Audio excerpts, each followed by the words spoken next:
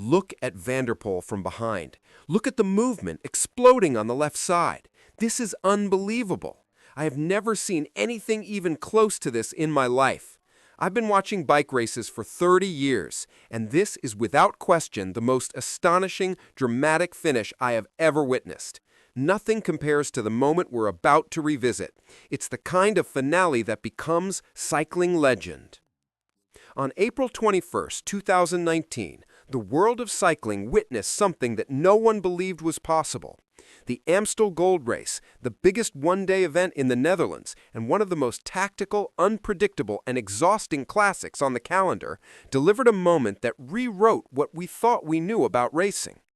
Covering 260 kilometers of narrow, twisting Limburg roads, packed with more than 30 short, punchy climbs, Amstel is a race where positioning is everything, and even a small mistake can destroy an entire season's preparation. For Dutch fans, the drought had become painful. 18 years without a home victory, but in 2019, with a national hero rising, hope returned. In the weeks leading to the race, Dutch superstar Mathieu Van der Poel was tearing apart the Spring Classics in a way no rider had done in years. He had officially announced himself at the highest level of road racing. A multiple cyclo-cross world champion and a phenomenon across several disciplines, Van der Poel decided 2019 would be his test at World Tour level. He had already taken 4 wins, but none of the major, era-defining classics.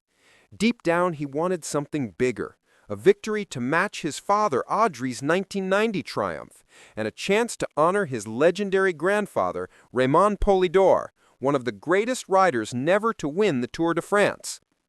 The first major attack came from the man everyone expected, Van der Poel. But instead of sticking to the team plan, he exploded off the front with 43 kilometers to go, an aggressive, risky move that stunned commentators and riders alike. He simply couldn't wait any longer. Critics immediately pounced, calling him reckless, saying he lacked patience and race maturity. Normally, a huge effort like that burns precious matches and leaves a rider too drained to try again later. And that is exactly what appeared to happen. His attack lasted only 6 minutes before the peloton reeled him in. The general verdict? That's it, he's done, race over. With Van der Poel apparently finished, the race reshaped itself. The veterans made their moves, and the field split into fragments. At the front, Julian Alaphilippe and Jakob Fuglsang, 2 of the strongest classics riders in the world, began cooperating smoothly. The gap grew. This is what makes classics so brutally unique. Closing a gap is a nightmare. Even 10 seconds can feel like a brick wall. Teams hesitate. Riders refuse to work. Everyone waits for someone else to sacrifice themselves, because in almost every scenario, the rider who helps loses their own chance of victory. With the kilometers ticking down, the leading pair started to believe the impossible, that they might actually hold off the chaos behind them. Their radios delivered encouraging news, a 1-minute lead with just 3 kilometers left.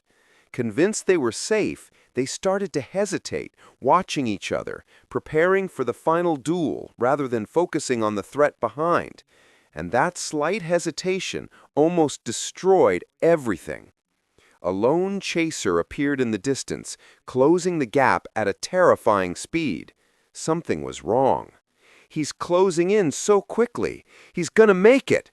Kwiatkowski, does he have anything left? What an incredible chase! But the real shock came seconds later.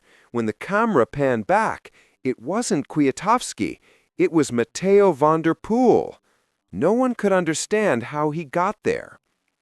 Later, we learned that 2 factors shaped the chaos. The leaders underestimated the chasing group, and the time gaps provided by GPS were disastrously wrong, both on TV and in riders' earpieces. But even with perfect timekeeping, it shouldn't have mattered. Van der Poel's final effort was so powerful, so improbable, so beyond the limits of what riders are supposed to be capable of, that he shattered every expectation. He launched an all-out chase that looked absolutely hopeless. Yet rider after rider latched onto his wheel, desperately trying to survive the ferocious pace he was setting. From high above, with 6 or 7 kilometers remaining, you could see a line of 8 riders and a single man dragging them like a steam locomotive. Nobody could take a turn.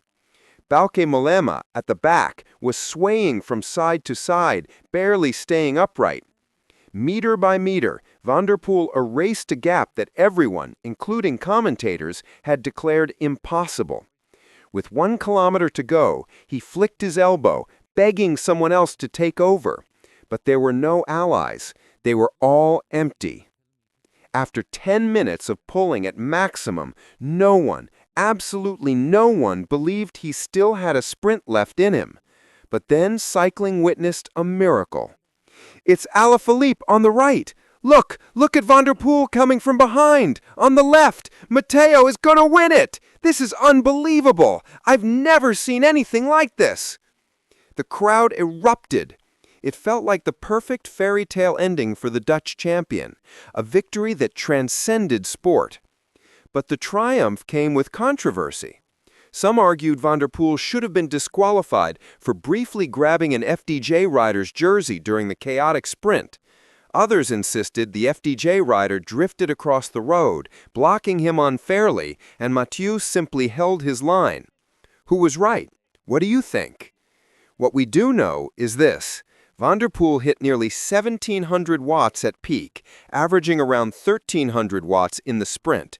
Staggering numbers for a rider who isn't a pure sprinter. His cyclo-cross background sharpened his explosiveness, his handling skills, and his ability to produce repeated violent efforts. Few riders in history have balanced 4 disciplines, cyclo-cross, road, gravel, and mountain biking at such a high level. He has real time trial strength. He floats over cobblestones. His punch on short climbs is unmatched. Many consider him the greatest puncher in modern cycling. Just watch how effortlessly he blasts past other riders on steep climbs. It's like he hits a switch the others don't have. With such extraordinary talent, you might imagine he dominated all his youth categories.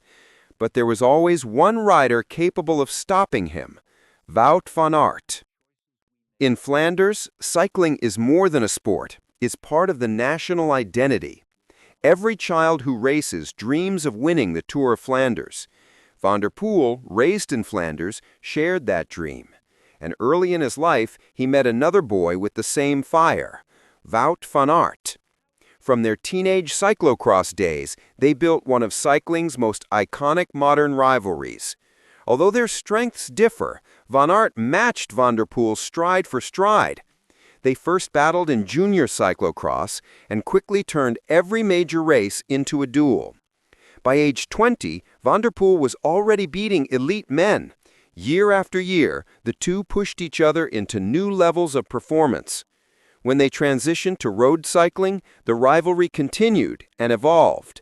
In less than 2 seasons, they became 2 of the strongest and most versatile road riders on earth. Everything pointed to one showdown, the 2020 Tour of Flanders. Both arrived as top favorites. Van Aert had 2 previous finishes, 9th and 14th, while Van der Poel had taken 4th in 2019 despite a crash. Before they could battle each other for the win, they had to neutralize the biggest wild card, Julian Alaphilippe. After a sharp attack by Alaphilippe, Van der Poel reacted immediately. Van Aert closed in moments later. The trio looked set for a monumental finale, until fate intervened. A parked motorbike appeared on the road. Alaphilippe collided with it and crashed out of the race. Suddenly, it was destiny. Van der Poel versus Van Aert. One final duel for the win they had both dreamed of since childhood. The tension was unbearable. Van Aert refused to take a turn at the front, forcing Van der Poel to expose himself to the wind, a dangerous position with a chasing group closing in. One hesitation could cost everything. Finally, the moment arrived. Both riders launched their sprints at exactly the same second. After more than a decade of rivalry, it came down to millimeters. Van der Poel won, just like his father Adrie in 1986. Their rivalry continued to evolve, perfectly aligned with cycling's new golden generation, a wave of riders who changed the sport's speed, style, and intensity. But because their strengths are different, Van der Poel and Van Aert rarely target the exact same races. Except once again in March 2021 on the dusty white roads of Tuscany, where the showdown continued,